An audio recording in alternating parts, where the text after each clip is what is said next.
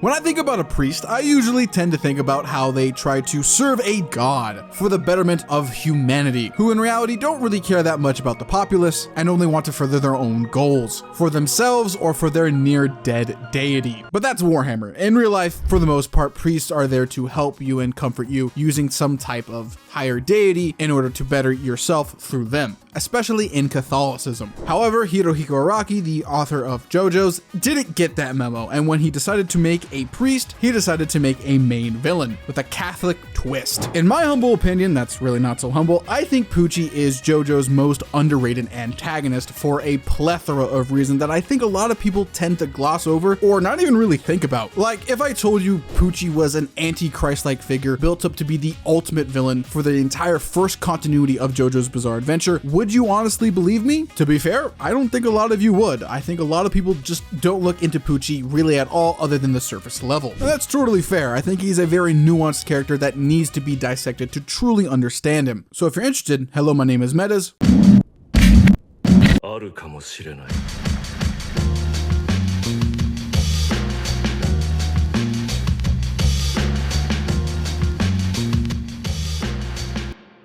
Walk with me. So, who is Pucci really? Looking into his past, it's kind of odd. Removing the Joestar shenanigans, the Dio shenanigans, and even the Stan stuff, Pucci realistically should have lived a really well-off life. His family was wealthy, he was well-liked by a lot of people, he was also in the processes of furthering his life within the Catholic Church at this time. And while yes, he did have his problems like a cleft foot, a deceased brother in the past, and a sister that really didn't follow the rules very well, he truly did have a good life. But of course, this is literature, and we have to have a fall for the villain. Now, some will say the fall of Pucci comes from the death of his sister and the shocking revelation that his twin brother was alive, and the fact that they were dating, which would eventually result in her death. But I don't believe this. I think earlier, a chance encounter with Dio is what set him on the path that would eventually lead him down the heaven plan of fighting Jolene at the end of Stone Ocean. By all accounts, Dio Brando, stated by other characters within his debut part in Phantom Blood, is the devil, point blank. He is the worst of the worst within JoJo's Bizarre Adventure, and I would personally deem as the ultimate sinner within this universe. So when you combine a naive child who doesn't know any better and the ultimate sinner in a room who tells him about gravity and how maybe chance encounters aren't actually really chance and are destined to happen for some grander reason, and then proceeds to heal your cleft foot like he was Jesus, only for a few months later to have your sister die and your brother come back from the dead, how could you deny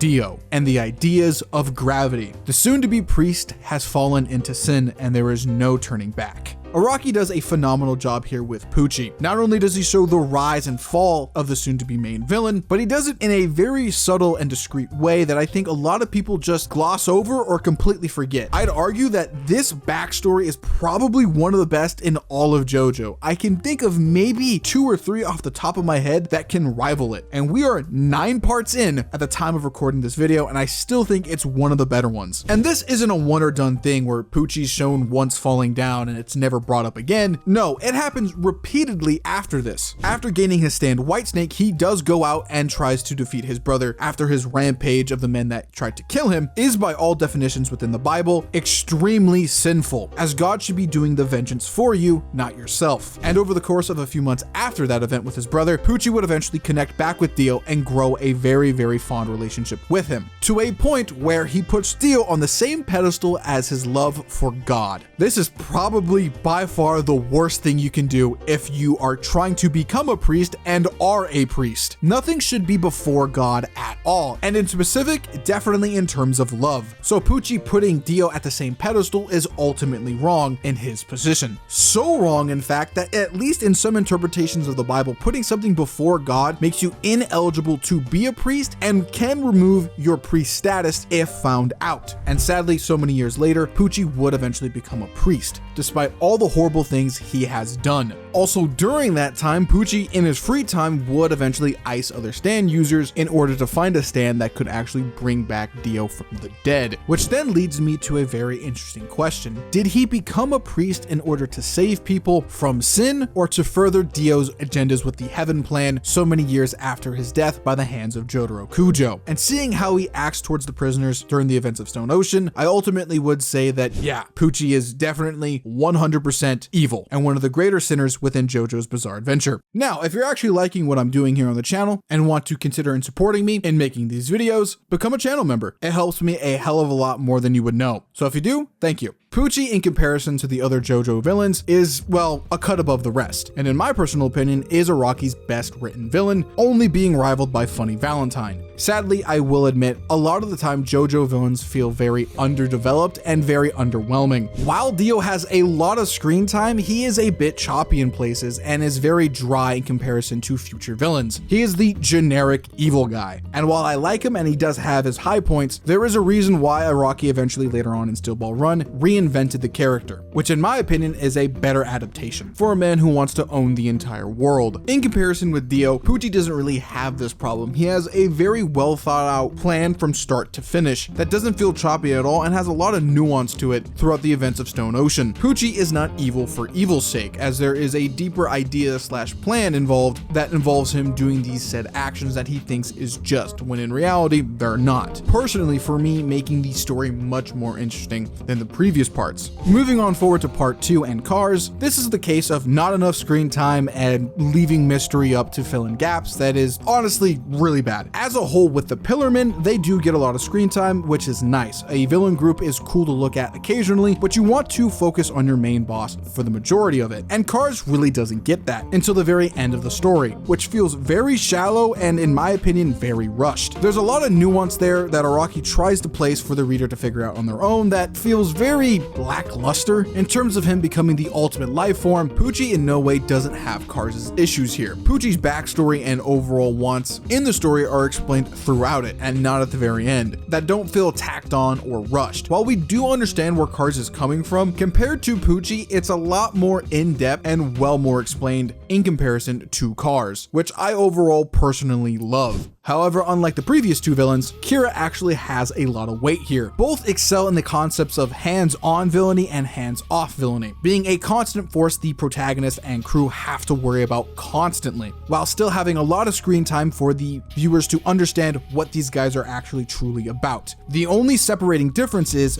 backstory. Araki on purpose did not add Kira's backstory within part 4 because he did not want to make a sympathetic villain, and in my humble opinion, I think that is wrong. Just because a villain has a sad backstory doesn't make them sympathetic and somehow in a moral battle between good versus evil, hero versus villain, that there's somehow a speck of room to say that Kira is a good guy. No. Even though his mother coddled him and eventually he became a very, very, very terrible person, there is no way in my mind that I see Kira as sympathetic. Looking at other mediums like Star Wars or Warhammer, there are characters who have tragic backstories and eventually due to the lack of love or growth in their life, looking at Darth Vader or Horus, they ultimately fall to chaos, leading to a very dark lifestyle that makes them ultimately villains in their story for the protagonist to beat. And because they're at that point in their life, they need to get an attitude adjuster. No amount of sadness or sympathy justifies the actions of murder. So yes, a hero needs to beat down the villain, even if daddy didn't give him enough love. Pucci, in comparison to the previous villains up until part 4, is that for a majority of it, he has a lot of their greater qualities all wrapped up into one for an interesting villain, like no other previous in JoJo's. And I'm not even going to talk about Diavolo. I think Diavolo is actually all of Araki's worst attributes when writing a character, and especially in terms of a main villain. Moving on. So in the comparison of Pucci to Valentine reveals something very significant about Pucci's character. While I think Valentine and Pucci have a lot of overlap in terms of their writing style that Araki does for both of them, it's the self-reflection that both of these characters do which makes them stand out amongst all of these villains in JoJo. Valentine knows what the corpse parts will do for America and the damage it will cause across the world, killing potentially millions, possibly even multi-millions to billions of people for a significantly smaller group. And he still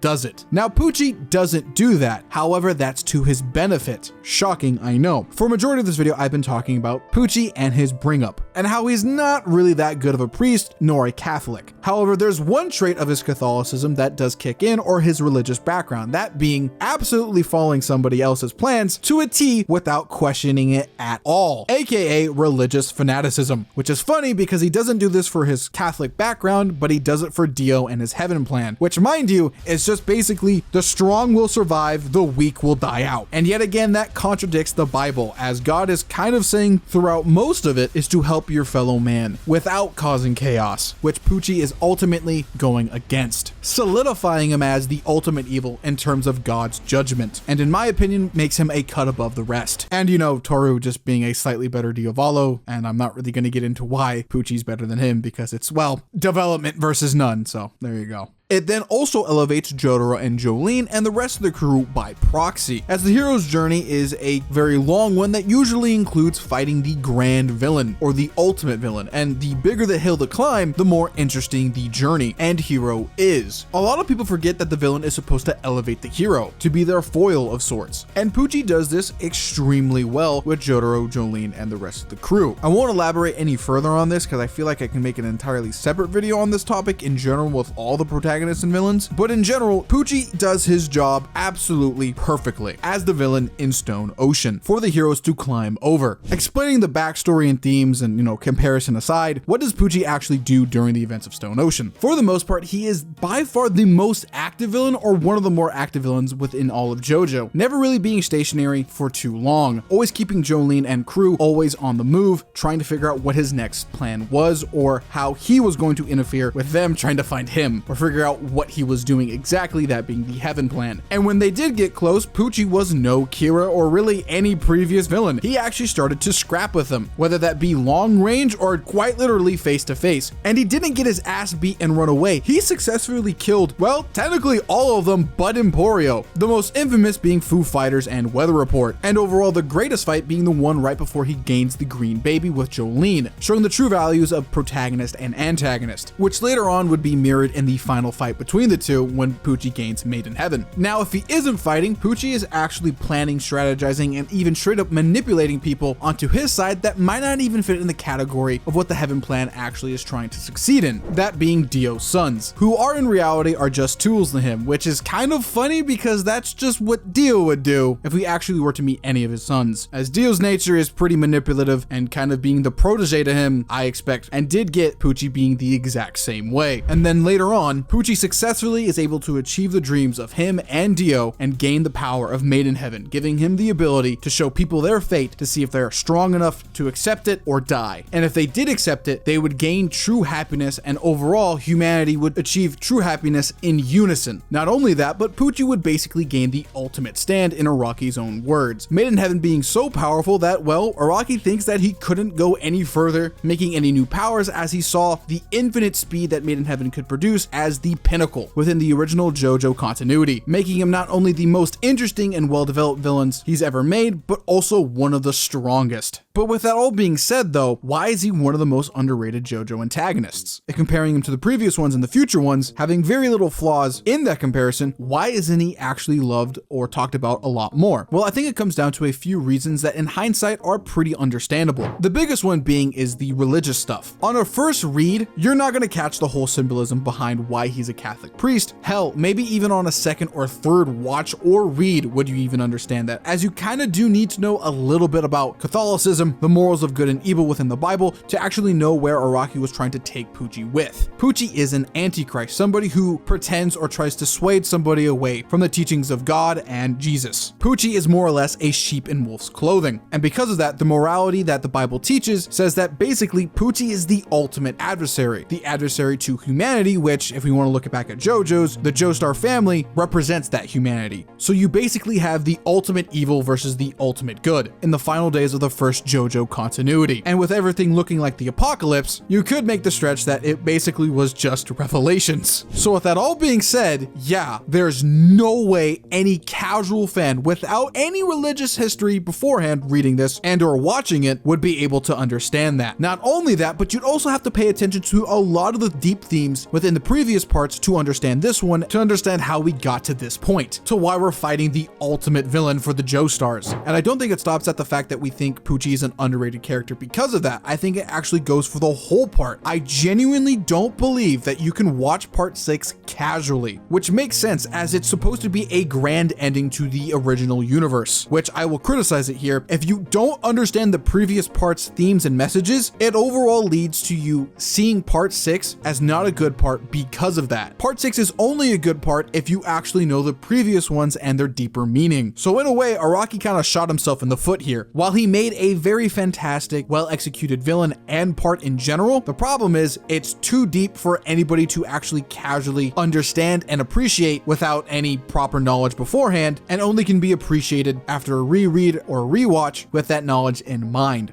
which I have to be honest, I am extremely guilty of. Back in the day, I thought part 6 was kind of meh up until the ending, but after gaining my own knowledge in my free time and coming back to appreciate Pucci and part 6 in general, I have the foresight to say that Araki made a really executed part and a fantastic villain that is super underappreciated by the community as a whole. So with that all being said, like, comment, share, subscribe, consider supporting the channel and becoming a channel member. And with all that, stay hydrated. See you in the next one, ladies and gentlemen. Deuces.